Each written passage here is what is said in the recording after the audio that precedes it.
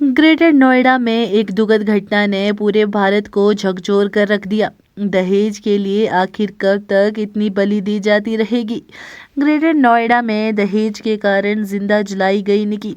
सिर्फ दहेज के लिए इतना टॉर्चर किया जाता है कि उसे मौत के घाट उतार दिया जाता है।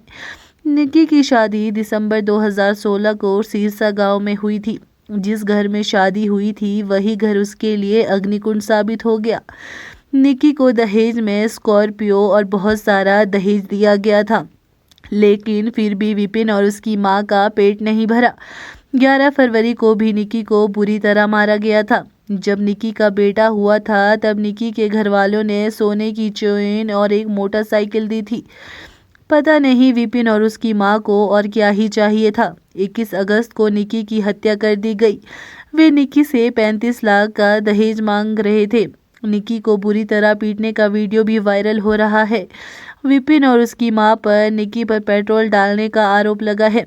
जब निकी को जलाया गया तो उसकी बहन कंचन भी वहां थी। उसको निकी के रोने की आवाज आई और वो भागकर वहां गई। उसने वीडियो बनाने की कोशिश की, लेकिन आरोपियों ने फोन तोड़ दिया।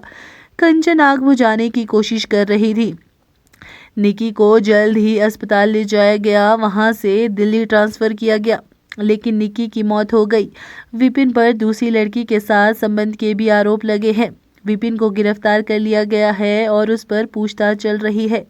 बाकी आरोपियों को भी जल्द गिरफ्तार किया जाएगा। दूसरी तरफ निकी की सगी भाभी यानी निकी के भाई रोहित की पत्नी ने निकी, कंचन और पूरे परिवार पर दहेज का उल्टा आरोप लगाया है कि उसे दहेज के लिए मारा जाता था, जिसमें निकी और कंचन भी शामिल थी। असल सच्चाई क्या है, इस पर जांच हो रही है, लेकिन सवाल ये है कि एक बाप अपनी बेटी दे देता है, क्या ये काफ़ी नहीं है। दहेज का दानव आज भी इस समाज में है और लड़कियों को मारते, पीटते और टॉर्चर करते हैं। आखिर ये कब तक चलेगा। निकी का परिवार इंसाफ की मांग कर रहा है। दहेज सिर्फ एक कुप्रथा नहीं बल्कि इंसानियत पर कलंक है। जब तक समाज से दहेज पूरी तरह खत्म नहीं होगा तब तक ना जाने कितनी और निकियां इस आग में झुलसती रहेगी। हमें मिलकर यह प्रण लेना होगा कि दहेज नहीं लेंगे और ना ही देंगे। आज निकी की कहानी सिर्फ व्यक्तिगत दुर्भाग्य नहीं रही, यह हमारी समाज की उस बुरी धारा का चेहरा है जो दहेज जैसी कुरीतियों को सांस्कृतिक रूप से बढ़ावा देती है।